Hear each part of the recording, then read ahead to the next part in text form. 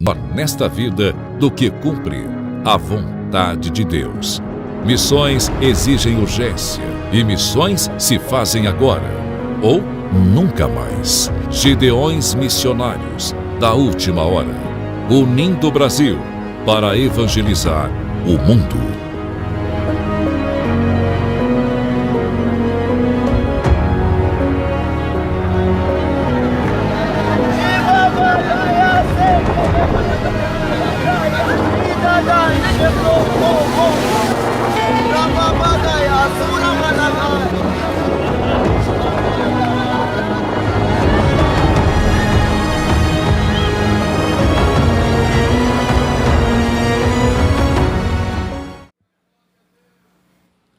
Glórias a Deus. Queridos, a paz do Senhor Jesus. Abra sua Bíblia comigo. Salmo de número 73. Enquanto você localiza, eu quero externar a minha gratidão a Deus pela oportunidade de estar aqui ministrando no 41º Congresso dos Gideões Missionários da Última Hora. Confesso aos irmãos que sempre foi um sonho de menino. Estou aqui com um frio na barriga, com as pernas tremendo, mas na total dependência do Espírito Santo. Eu quero louvar a Deus pela vida do pastor Zilmar, do pastor Adriano, do pastor Abner, do querido irmão Melk, que entrou em contato comigo com muita gentileza. Quero louvar a Deus pela vida do meu pastor presidente e da minha pastora, pastor Ezequiel Montagna e pastora Soninha. Que alegria tê-los aqui para nesta tarde ouvir o Senhor falar através da minha boca. Eu louvo a Deus pela vida do pastor Joed, pastor presidente Alim Taió, pastora Débora. Se eu estou aqui nesta tarde, foi porque o Senhor me deu amigos como o Senhor e um pastor como o pastor Ezequiel. Uma alegria poder tê-los aqui na minha retaguarda. Eu louvo a Deus pela vida da minha princesa, da minha esposa. Que Deus te abençoe, meu amor. Que o Senhor fale com você através da minha boca. A todos os amigos que me acompanham pelas redes sociais, gente de várias nações, que Deus abençoe a cada um dos pastores. Pastor Anderson, um amigo particular, está vivendo ali na Suíça. Que alegria poder lhe rever aqui. Que Deus abençoe a tua casa. Quem veio aqui para ouvir a voz do Senhor, diga amém. Salmo de número 73. A cada pastor presidente, cada obreiro, quem sou eu para estar aqui ministrando ao coração de vocês? Eu disse ao Senhor Deus, tantos pregadores mais capacitados, e o Senhor manda chamar Davizinho no pasto, cheirando ovelha, sem armadura, sem estrutura, sem aquilo que os homens admiram. Mas o Senhor, Ele soprou ao meu coração, vai, porque a minha palavra será contigo. Oh, aleluia, eu estou sentindo Deus aqui.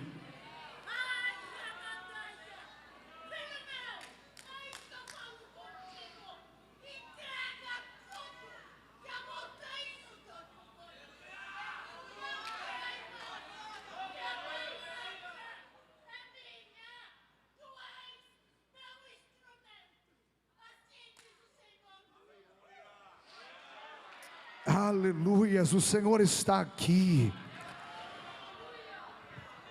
Os meus olhos se enchem de lágrimas porque eu sinto a presença dEle. Ele caminha neste pavilhão nesta tarde. Já tem gente derramando lágrimas porque também são sensíveis à presença do Espírito Santo. Salmo de número 73, verso de número 2. Diz assim a palavra do Senhor: quanto a mim, porém, quase me resvalaram os pés, pouco faltou para que se desviassem os meus passos. Verso 21, quando o coração se me amargou e as entranhas se me comoveram, eu estava embrutecido e ignorante, era como irracional a tua presença, mas todavia estou sempre contigo. Tu me seguras pela minha mão direita, tu me guias com o teu conselho, e depois me recebes na glória.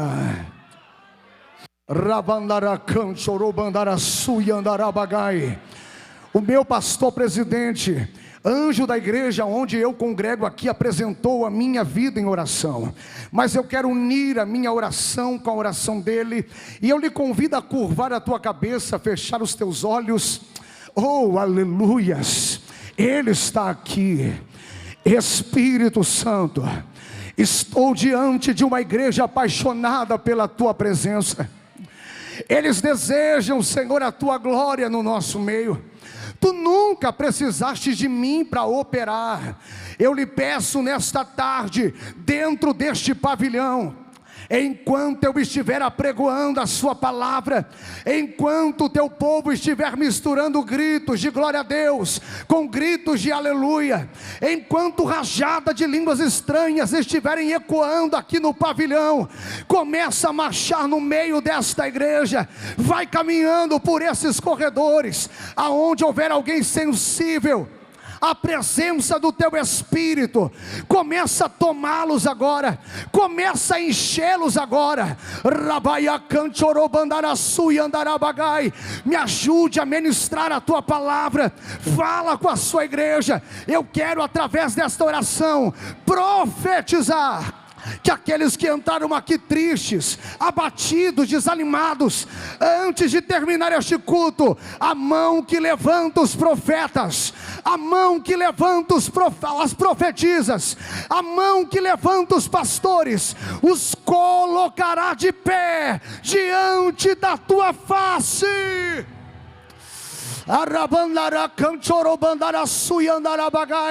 Fica conosco, Espírito Santo. Tua presença é bem-vinda no nosso meio. Fala, cura, batiza, renova, Senhor, nesta tarde. Assim, em concordância, a sua igreja ora e já te agradece, em nome de Jesus. E quem concorda comigo nesta oração diz amém. Tome o seu assento, adorando e exaltando o nome do Senhor.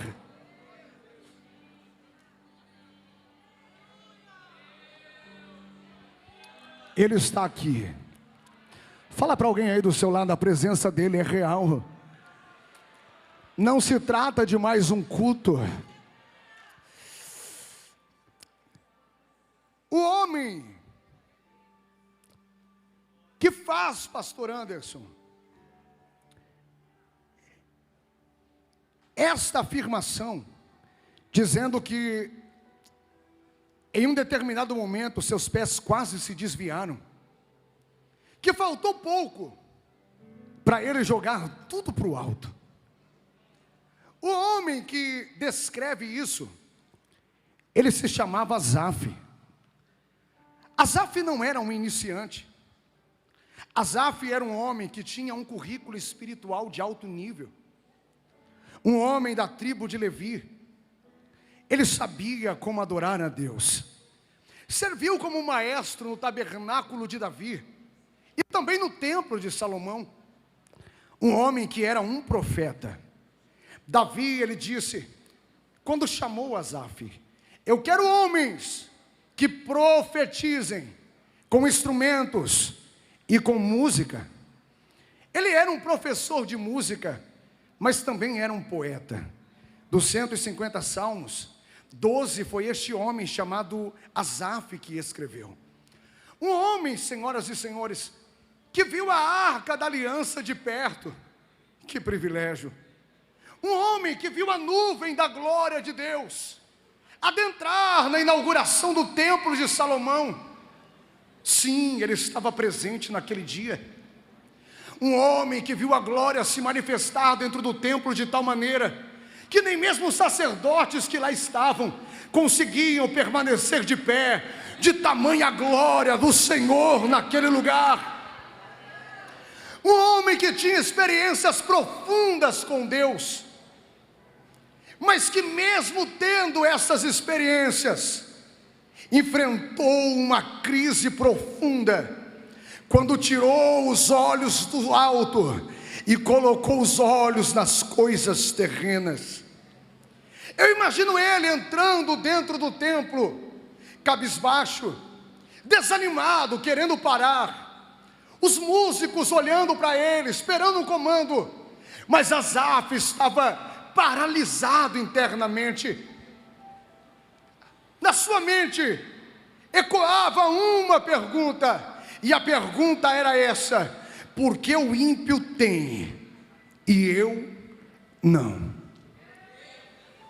Asaf permitiu que as coisas da terra paralisassem a sua adoração, paralisassem a excelência do seu ministério, paralisassem a entrega, a excelência da sua entrega. E eu perguntei ao Espírito Santo: por quê? Que um homem que viu a Arca da Aliança de perto, que um homem que viu a manifestação da glória de Deus na inauguração do templo de Salomão, por quê? Que um homem que tinha tantas experiências com Deus permitiu que as coisas da terra silenciassem a sua adoração? E o Espírito Santo me respondeu. E sabe o que ele me disse? Filho, ele tinha experiência comigo. Ele viu coisas que poucos viram. Ele tinha carteirinha, ele tinha vestes de adorador. Ele me conhecia, mas ele ainda não tinha uma mentalidade de eternidade. Existem pessoas assim, líderes assim, existem pessoas nesse congresso assim, missionários que são movidos dessa maneira. Como? Eles não são movidos pela eternidade, eles são movidos pelas coisas da terra. Pregam motivados pelas coisas da terra, se ajuntam motivados pelas coisas da terra, e esses, o diabo consegue pará-los com facilidade. Se tirar o dinheiro, eles desanimam. Se tirar o status, eles entram em crise. Gente que ainda não amadureceu espiritualmente, gente que ainda não entendeu que o nosso maior combustível não são as coisas dessa terra, mas é a eternidade. Eu disse ao Espírito Santo: então me mostra na tua palavra alguém que era diferente, alguém que era movido pela eternidade, ou melhor dizendo, pela chama da eternidade. E Deus, ele me mostrou. Caminhe comigo até Atos 16.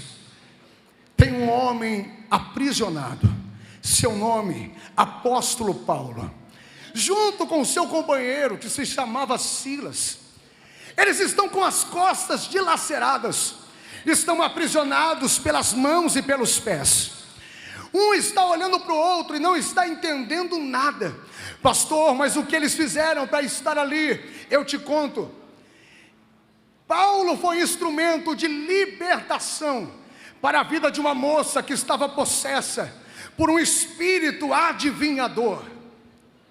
Uma moça que, sendo usada por aquele espírito, dava lucro aos poderosos daquela cidade. Eles lançam mão em Paulo e Silas, chicoteiam eles em praça pública, lançam eles no cárcere. Paulo está olhando para Silas, eu imagino a conversa: o que nós fizemos para estar aqui? Nada. Silas, vira as suas costas. Silas vira as costas para Paulo com muita dificuldade. Paulo olha para as costas dele e diz: Silas, ainda bem que você não consegue ver. Silas olha para ele e diz: Paulo, vira a sua. Paulo vira as costas. Silas diz: tu está tirando sarro de mim? É que tu não viu os pedaços de carne que estão grudados nas suas costas, faltando pouco para cair. Um está olhando para o outro e nada fizeram para merecer aquilo. Poderiam dizer: a partir de hoje, se sairmos daqui, não pregaremos mais, não anunciaremos mais o Evangelho, não serviremos mais a esse Deus, não seremos ponte do alcance desse Senhor a mais ninguém. Mas não é isso que eles fazem. Paulo olha para Silas e diz: e aí, Silas, não merecíamos estar aqui, nada fizemos para isso, fomos açoitados, cuspiram na nossa face, falaram palavras que não merecíamos ouvir. O que é que a gente faz? Silas olha para ele e diz: Paulo, eu tenho uma ideia, a gente canta. Quem é que consegue cantar em meio às injustiças? Quem é que consegue adorar depois de ouvir coisas que não merecia?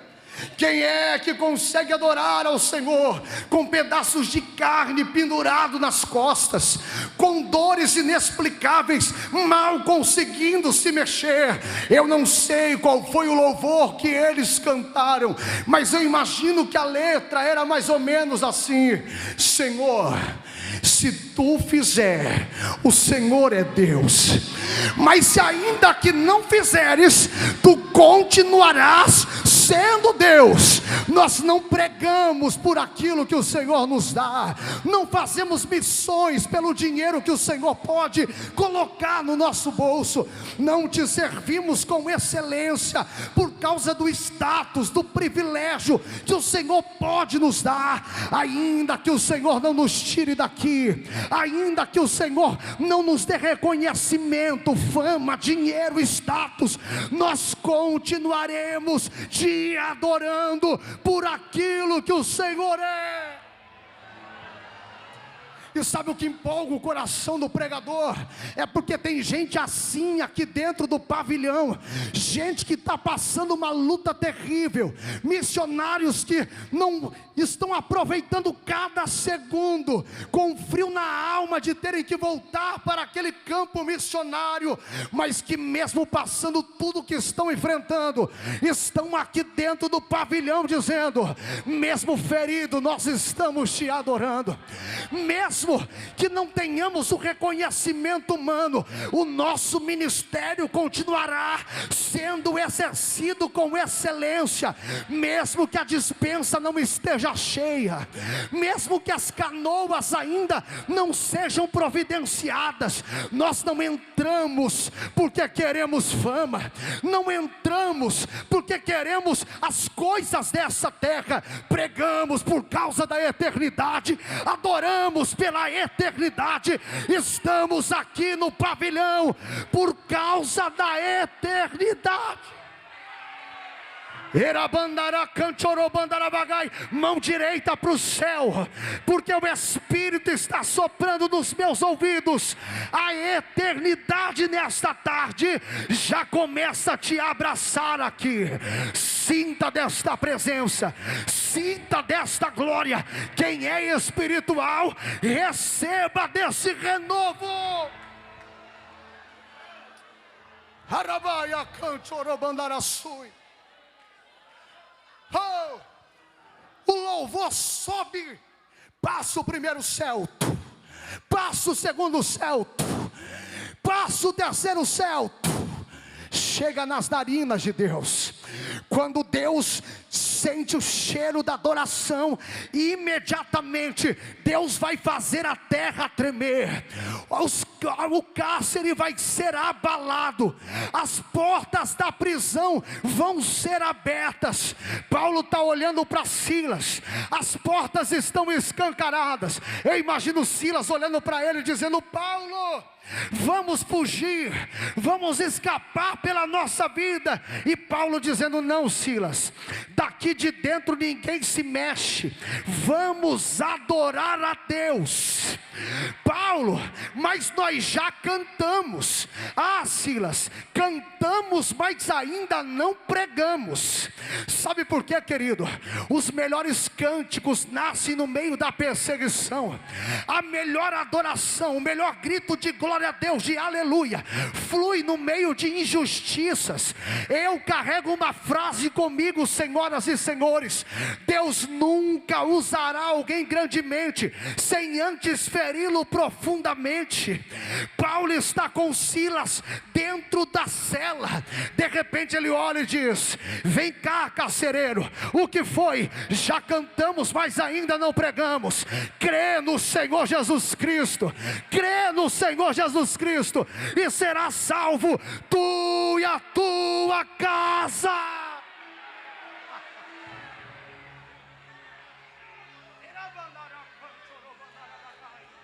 Eu estou para ver dor limitar missionários. Eu estou para ver dor limitar adoradores que são verdadeiros na presença de Deus. Eu estou para ver dor, fofoca, calúnia, levante do inferno, demônio no inferno, homem na terra, conseguir paralisar aqueles que têm a chama da eternidade queimando dentro do peito.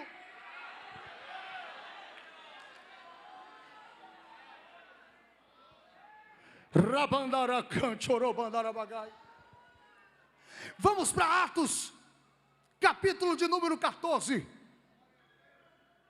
Tem um homem lá, pastores, caído ao chão, dado como morto. Ele foi apedrejado. Que homem é esse, pastor? Apóstolo Paulo. Está chegando na cidade de Listra. Tem um paralítico na entrada da cidade. Paulo olha para ele e diz: do jeito que você está, eu não posso te deixar.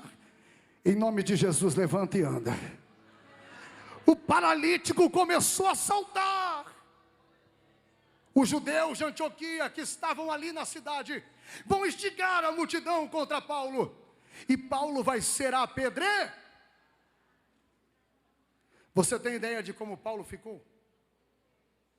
Eles pegam Paulo pelo calcanhar, carregam Paulo para fora da cidade. Paulo está ensanguentado, aparência de morto. Paulo é dado como morto. Se todos nós que estamos aqui dentro, cada um de nós pegássemos uma pedra, escolhêssemos um irmão, colocássemos esse irmão no canto desse telão, e cada um de nós dessemos uma pedrada nele, tu tem ideia de como esse irmão ficaria? Certamente quebraríamos os seus ossos, certamente iríamos desfigurar a sua face, dificilmente esse irmão sairia daqui com vida. E se saísse, eu entendo que todas as pessoas que passam por uma experiência traumática, aproximadamente 99% delas carregam traumas. É normal quem bateu o carro não querer dirigir mais, quem foi assaltado não querer andar na rua sozinho de novo. Experiências traumáticas. Se Paulo sobrevivesse, todos nós iríamos entender. Ele se levantar dizendo: chega, parei por aqui, eu quase fui morto a pedradas, me machucaram, eu vi a morte de perto. A partir de hoje eu não passo nem perto desta cidade, a partir de hoje eu não prego mais, a partir de hoje não sirvo mais com excelência. Só que Paulo está caído ao chão, dado como morto. Os discípulos o rodeiam. De repente, Paulo se levanta, como se nada tivesse acontecido. Os discípulos estão olhando para ele, estão dizendo: o que é isso?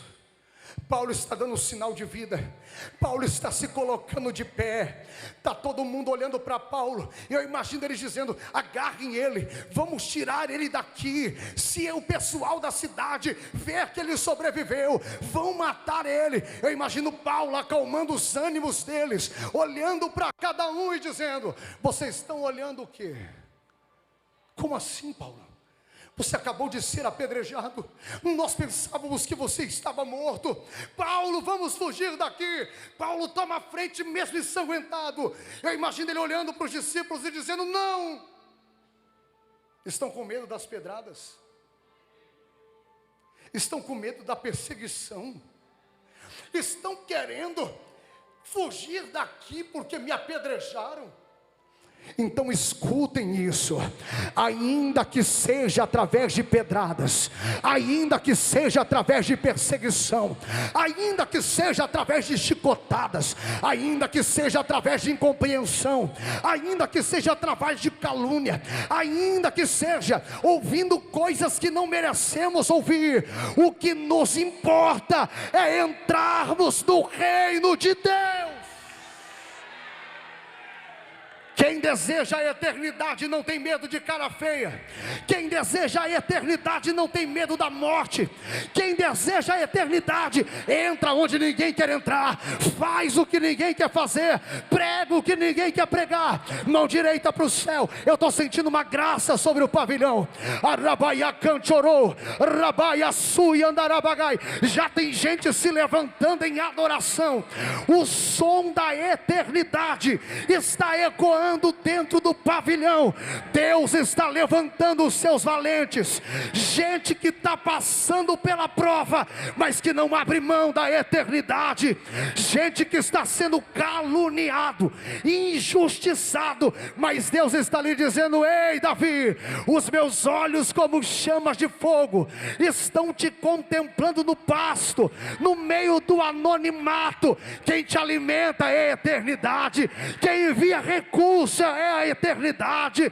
Quem te enche, quem te enche, quem te enche, quem te usa, quem te capacita é a eternidade.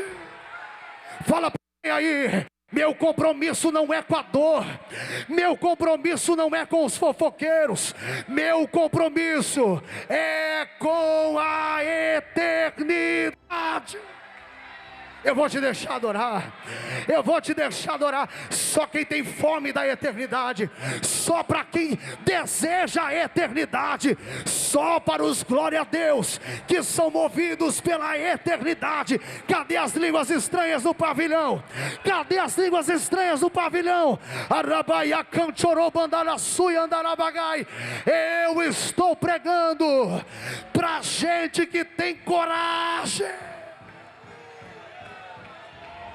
Erabandaracandarai, Rabai, Derastui.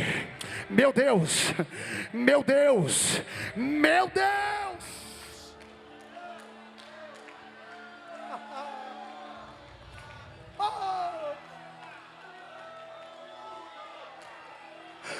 O diabo tem facilidade de parar quem adora para aparecer, quem prega para aparecer. O diabo tem facilidade de parar gente que deseja o status mais do que a eternidade. O diabo consegue parar gente que ama o evento mais do que aquele que passeia no evento. Mas Deus nessa noite está lhe dizendo: eu quero ver demônio no inferno paralisar aqueles que carregam a chama da eternidade.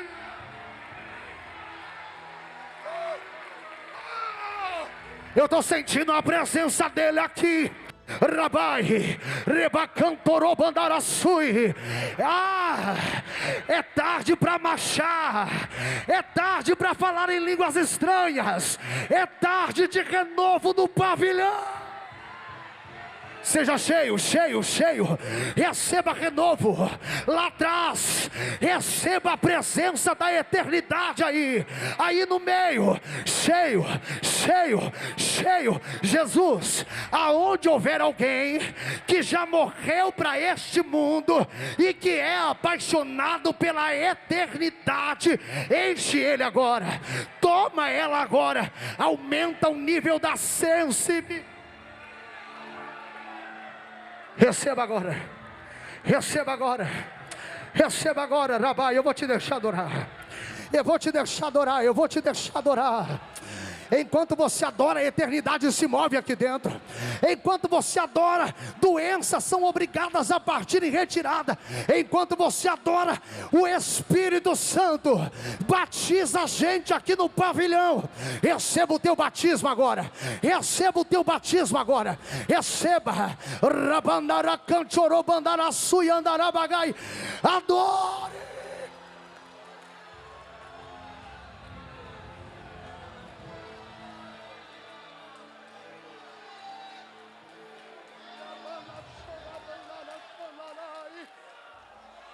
Ele está aqui, Ele está caminhando aqui, o filho da irmã Maria, Ele está caminhando no nosso meio.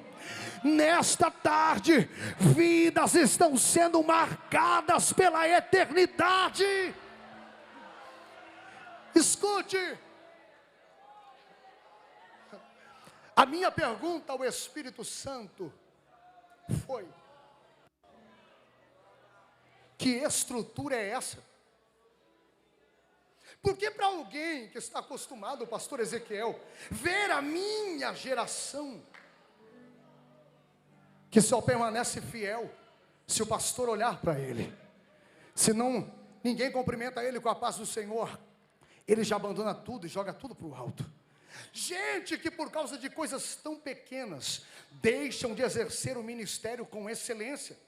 Para alguém que vive no meio de uma geração assim, como entender a estrutura de alguém que é chicoteado, mas não para, apedrejado, mas não desiste? Eu disse: Deus, que estrutura é essa? O que foi que Paulo viu que a minha geração não viu? O que foi que Paulo experimentou que a minha geração não experimentou? Caminhe comigo, Filipenses capítulo de número 1.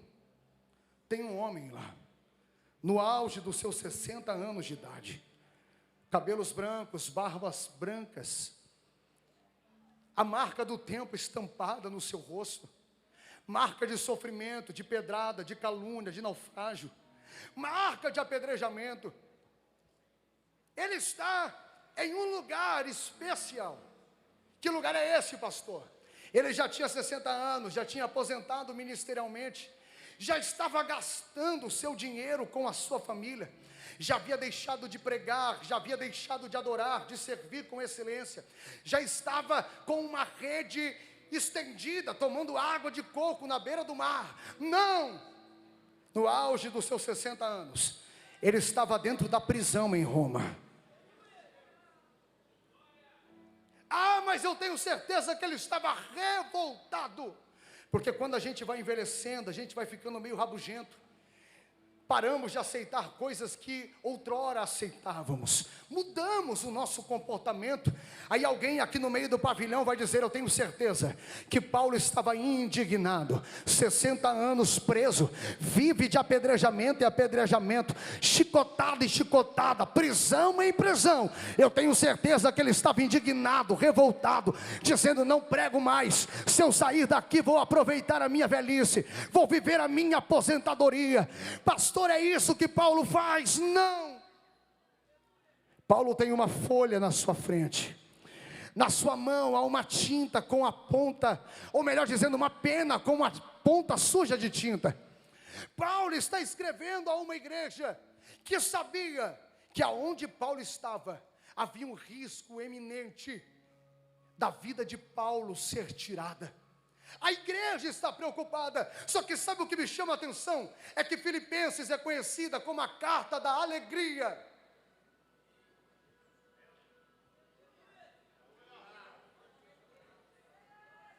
Como entender alguém no auge dos seus 60 anos de idade, dentro do cárcere, escrevendo com um sorriso nos lábios? A igreja estava preocupada com a vida dele, mas ele está escrevendo com a sua pena a igreja, e ele está dizendo: não se preocupem comigo, porque o viver para mim é Cristo, e o morrer para mim é lucro. Calma, calma. Paulo continua: na verdade, eu não sei direito o que eu quero. Se é morrer para estar com Cristo, é incomparavelmente melhor. Ou se eu continuo na carne para ensinar vocês a ter uma estrutura de eternidade. Fala para alguém aí do seu lado: que estrutura é essa, pastor Zilmar? Chicote não para, pedrada não para, cárcere não para, o que dizem não para, uma estrutura imparável.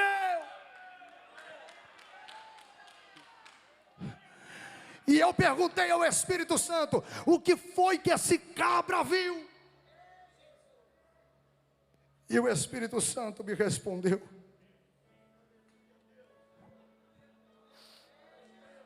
2 Coríntios, capítulo de número 12. Paulo começa dizendo: eu conheço um homem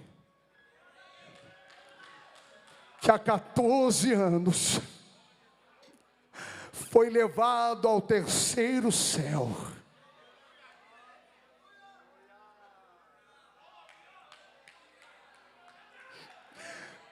Um homem que foi arrebatado,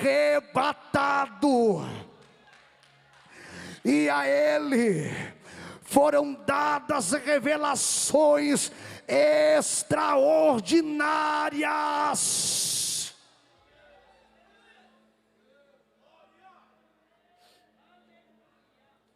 Revelações que transcendem a linguagem humana. Nem que este homem tentasse explicar o que ele viu, ele conseguiria. E eu perguntei ao Espírito Santo: que homem é esse que conheceu o terceiro céu? Que homem é esse que entrou na eternidade? E Paulo continua dizendo: e para que eu não me soberbecesse com as revelações que me foram dadas, me fora posto um espinho na carne. Paulo está dizendo que ele entrou no terceiro céu. E eu queria entender isso, porque alguém que entrou na eternidade, ele jamais desistiria por perseguição. Alguém que viu a eternidade, ele tem uma estrutura diferente para suportar tudo aquilo que o inferno levanta contra ele. Porque aqueles que condicionam a sua adoração às coisas da terra, eles irão parar facilmente. Mas aqueles que têm a excelência do ministério entrelaçada à eternidade, ninguém consegue pará-los. Eu disse: Deus, quando é que foi isso? Eu não posso afirmar, mas também não erro em supor. Vamos voltar para Listra. Tu lembra de Paulo caído ao chão, apedrejado, dado como morto? Lembra?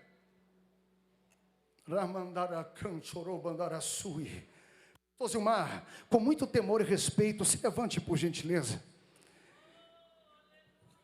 Me empreste a tua mão, entrelaça o braço aqui comigo. Todos estavam olhando para Paulo, dado como morto depois de ter sido apedrejado. Os discípulos o rodearam. Todos estão olhando para a estrutura física dele e pensando: Paulo já era, acabou para ele. Só que enquanto o corpo estava caído, Paulo não estava mais ali.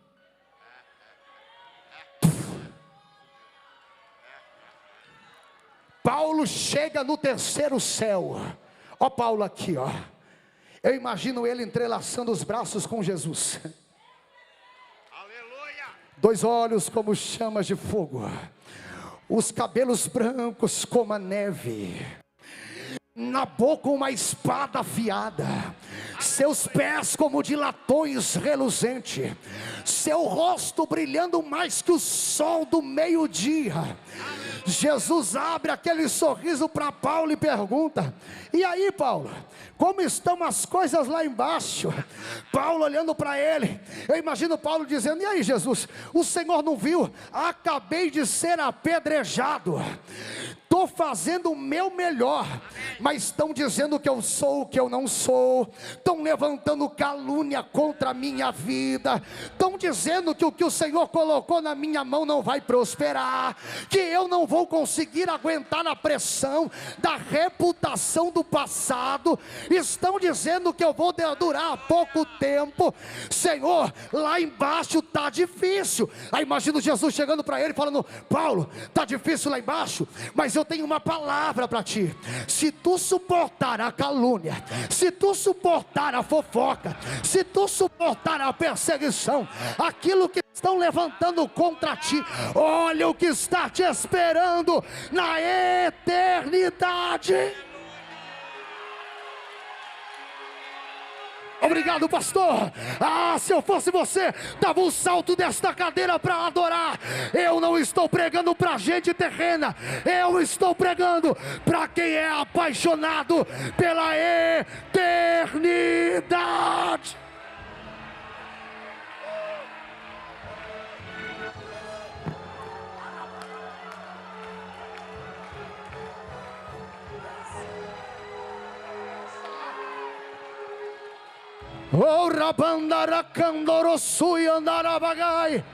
Só o povo das línguas estranhas, só os adoradores que tomaram chicotada, foram perseguidos, feridos, caluniados, entraram aqui com a alma sangrando. Mas a adoração não depende das coisas da terra, a adoração depende da eternidade.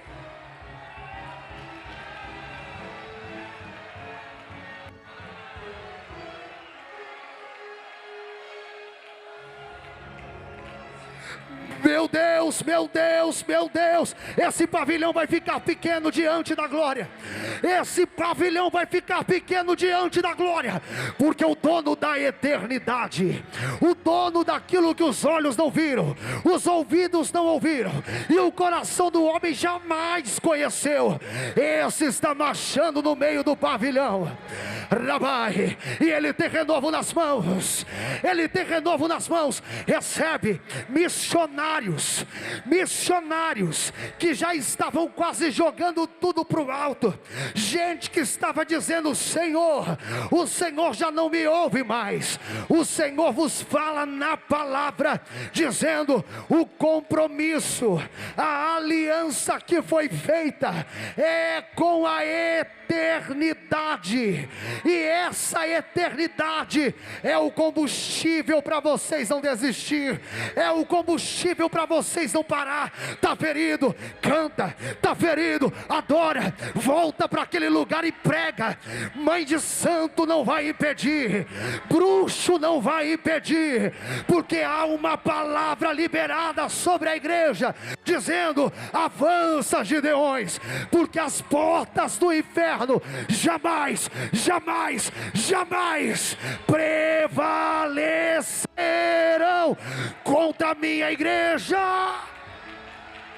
Cadê a igreja? Cadê a igreja? Cadê a igreja?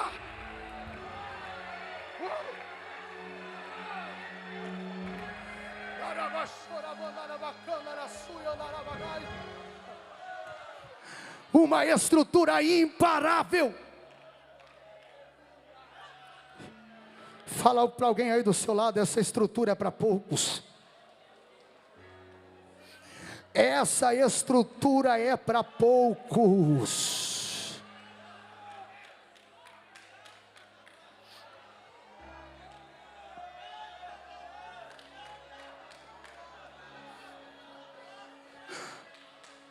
Agora você vai entender o porquê muitas igrejas não pregam sobre a eternidade.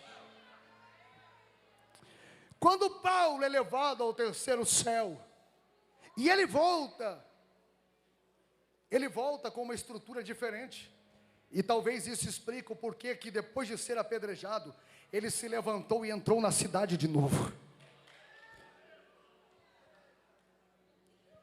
Quando Paulo volta da eternidade, ele volta com um papo meio estranho, porque a sua mente não está presa às coisas da terra. Paulo só pensa nas coisas da eternidade. Paulo, quando escreve para a igreja, Paulo ele diz o seguinte: não se atentem para as coisas que hoje vocês estão vendo, porque essas são passageiras, mas aquilo que hoje vocês não veem, essas são eternas. Não se sabe quem escreveu o livro de Hebreus, mas pelas palavras, no meu entendimento, eu posso crer que foi o apóstolo Paulo, porque o escritor aos Hebreus também era meio maluco. Olha o que ele vai dizer: vocês não são daqui. Vocês adoram aqui, mas vocês não adorarão aqui para sempre. Vocês derramam lágrimas aqui, mas vocês não derramarão lágrimas aqui para sempre. Vocês nesta terra são apenas peregrinos. Vocês estão aqui, mas vocês não são daqui. Está chegando o dia de voltar para casa. Não, você não me entendeu. Hoje você está derramando lágrimas aqui, pregando e ninguém te dá crédito, servindo com excelência, estão pisando em você, mas como você não é daqui, está chegando um dia em que o dono da eternidade enxugará dos teus olhos toda lágrima. Está chegando o dia que relâmpagos cruzarão estes céus, o som da trombeta vai ecoar. Tem gente que vai te procurar e vai encontrar somente as roupas, porque você não é daqui, você não é desta terra. O dia de voltar para casa está se aproximando. Aqueles que te perseguem ficarão aqui, mas a igreja será arrebatada. Sacode alguém aí do seu lado, fala para ele: levanta a cabeça, o dia de voltar para casa está se aproximando. Tem alguém que crê nesta palavra? Tem alguém que crê nesta palavra?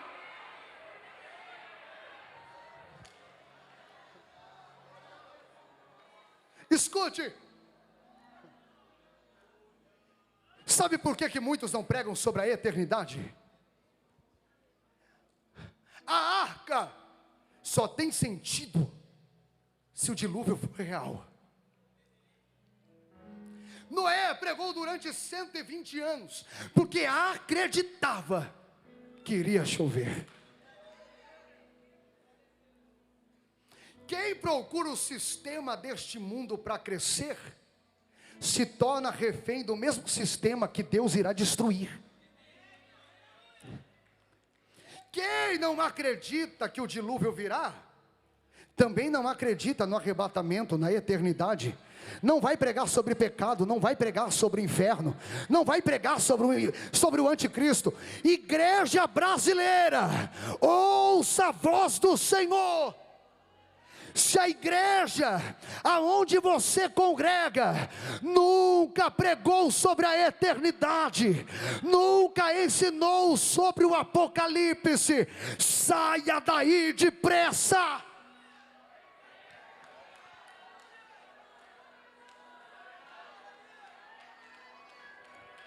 Mão direita para o céu, que eu tenho uma profecia para liberar. O Senhor me manda anunciar que sobre o Brasil está se aproximando um tempo de grande fome, fome espiritual. Igrejas que perderam milhares de membros para igrejas, para doutrinas enganosas que foram abertas. Se preparem, mantenham a grama verde, porque as ovelhas irão voltar. As ovelhas sentirão uma fome sobrenatural e voltarão para pastos que pregam sobre a eternidade, que pregam contra o pecado, que pregam sobre o arrebatamento. Está se aproximando um tempo.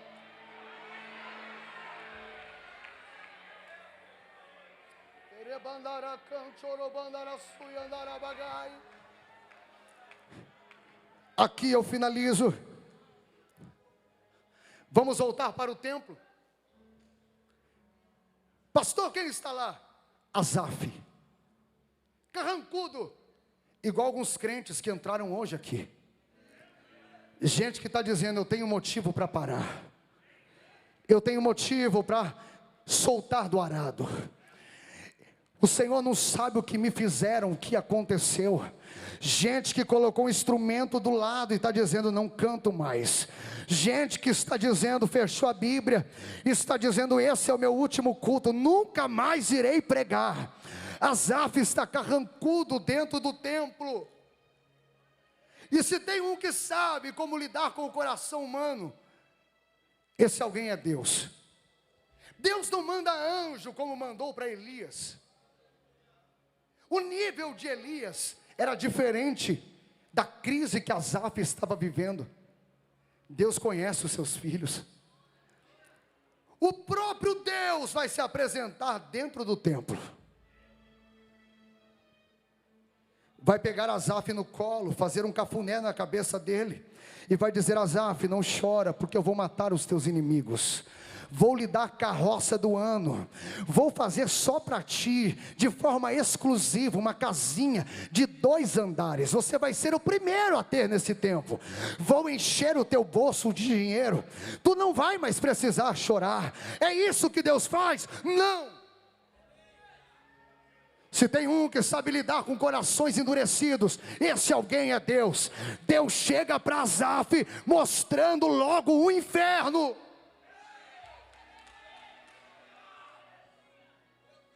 Está querendo parar? Está com inveja dos ímpios? Está querendo o teu carrão que eles têm, a casona que eles têm, o dinheiro que eles têm? Está triste porque não tem seguidores, está querendo desistir porque não tem oportunidade, porque não tem padrinho, tapinha nas costas. Então escuta isso, Asaf: se tu parar, tu vai para o mesmo lugar para onde eles vão. Para onde, Deus? Olha,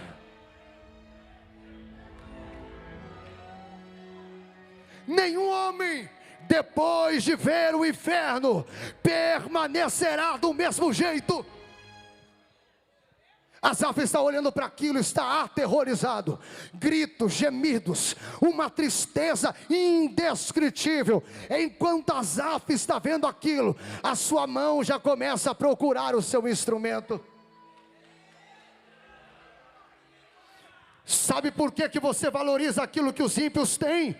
Porque você não entendeu aquilo que você carrega. Você não entendeu aquilo que Deus colocou dentro de ti. Você pode não ter carro do ano, dinheiro no bolso, influência, mas sobre a tua cabeça há uma palavra liberada: crê no Senhor Jesus Cristo e será salvo, tu e a tua casa. Mão direita para o céu. Eu estou profetizando no pavilhão que ainda que a tua alma esteja sangrando, os teus filhos entrarão na eternidade. O teu esposo, a tua esposa não se perderá, porque aquilo que não vale nada você pode não ter, mas aquilo que é prioridade já está liberado sobre a tua cabeça, já está liberada sobre a tua família. Recebe, recebe, recebe.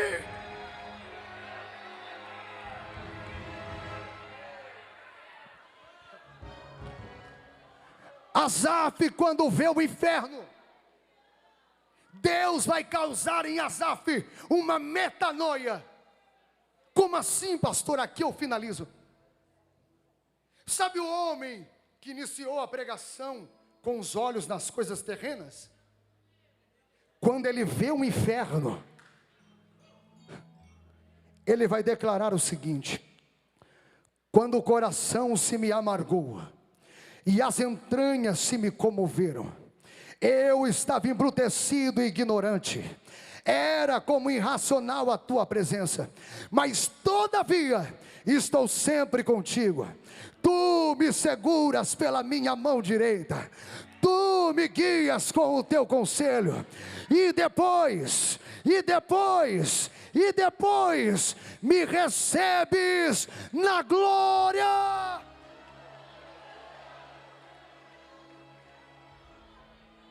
Deus vai dar a Asaf, pastores, uma mentalidade de eternidade. Não adianta ter dons, não adianta ter talentos, não adianta ter anos na igreja. Tem gente batendo no peito e dizendo: estamos vendo profecias do fim dos tempos a acontecerem, mas estão esquecendo de uma profecia que saiu da boca do próprio Deus. Naqueles dias muitos dirão: Senhor, eu preguei em seu nome, eu profetizei em teu nome, eu estava nos Gideões naquele dia, eu tenho dons, eu tenho talento, eu tenho broche dos Gideões, eu tenho carteirinha. Mas o dono da eternidade vai olhar e vai dizer: apartai-vos de mim, porque tu só olhastes para as coisas da terra, tu nunca desejastes a eternidade. Apartaste de mim, porque eu nunca te conheci.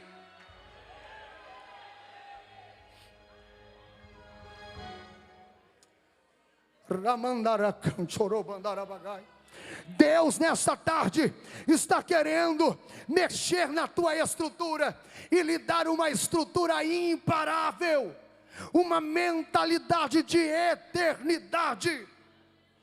Pastor, mas o Senhor não está na minha pele. Tu não sabe o que eu estou sofrendo. Um dia eu já preguei, um dia eu já cantei. Eu prego também para você que está me assistindo pela internet. Em vez de ficar brigando aí no chat, ouça a voz do Senhor falando contigo.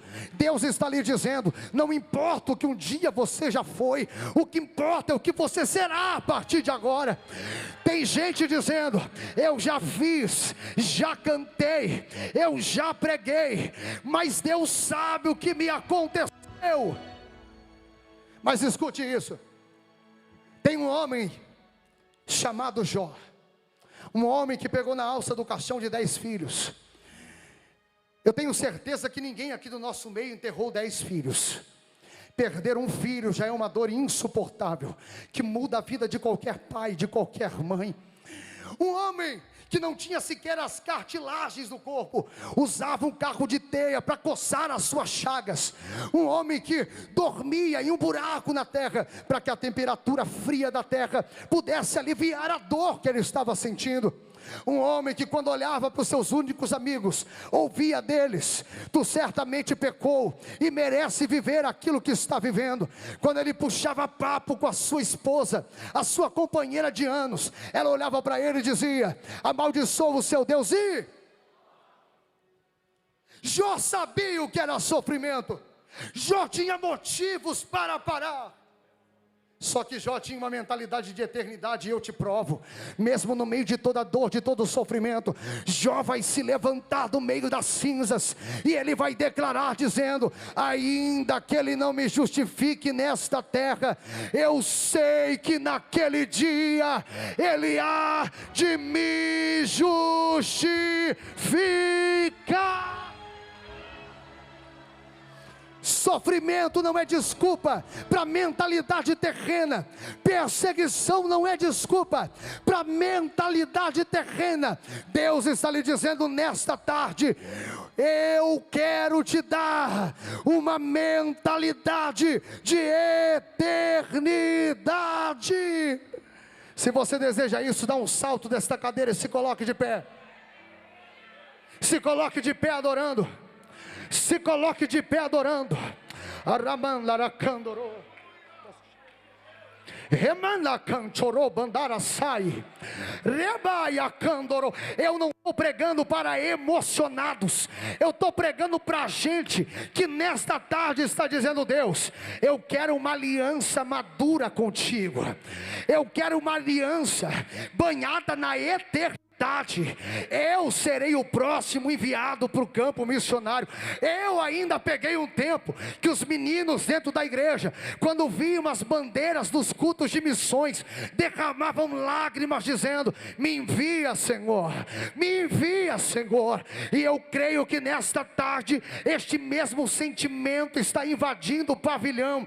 Gente que vai ser inflamado pela chama missionária, que mesmo diante dos riscos, mesmo diante das perseguições, baterão no peito nesta tarde, curvarão a sua cabeça e dirão: Senhor, eis-me aqui, envia-me a mim. Eu estou pregando para gente que vai sair do seu lugar dizendo: Deus, me perdoe por ter dito que eu iria parar. A partir de hoje eu recebo essa mentalidade de eternidade. Satanás não vai me parar, os crentes perseguidores da igreja não vão me parar.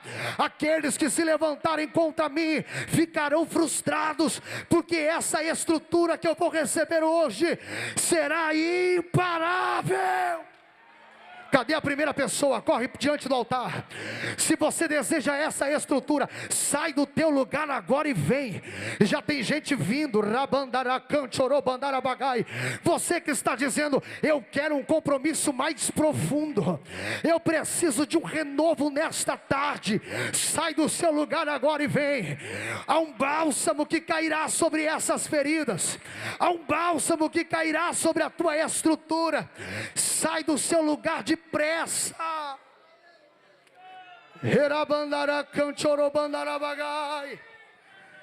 O que Deus vai derramar aqui vai mudar a estrutura de pessoas. Já tem gente chegando aqui na frente adorando.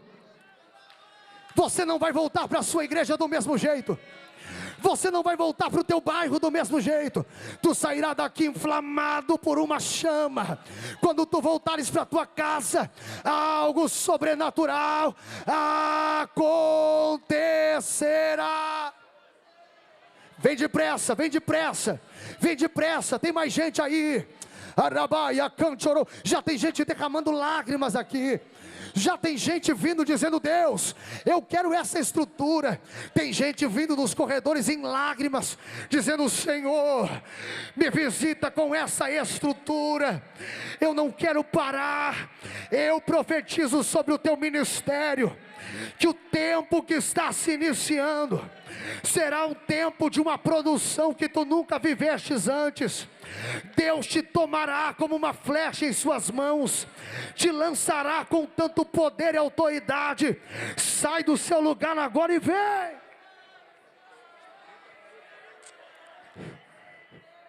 A igreja estende as mãos para cá. A igreja estende as mãos para cá. Se houver alguém no meio do pavilhão, em 3 minutos,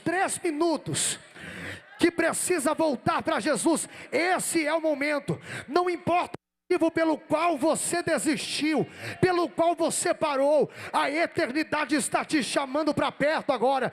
Você que está na internet, você que está assistindo na live, começa a colocar aí: eu quero voltar para Jesus, eu quero me entregar para Ele. Esta tarde é a tarde onde o Senhor está marcando o teu chamado, marcando o teu ministério. A igreja estende as mãos para cá.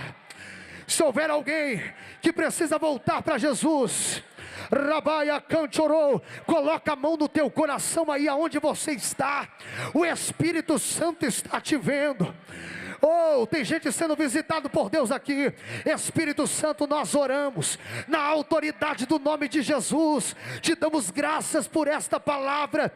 Apresentamos diante do Senhor estas almas que vieram diante do altar. crendo em um novo tempo ministerial, aqueles que estão voltando para a tua presença, aqueles que estão te aceitando na live como o único e suficiente Salvador, que a tua mão esteja estendida sobre eles, e que a partir de hoje a chama da eternidade os envolva, os envolva, os envolva, os envolva. Se você crê nesta palavra, joga as suas duas mãos para o alto, dá um brado de glória e aplauda o nome do Senhor.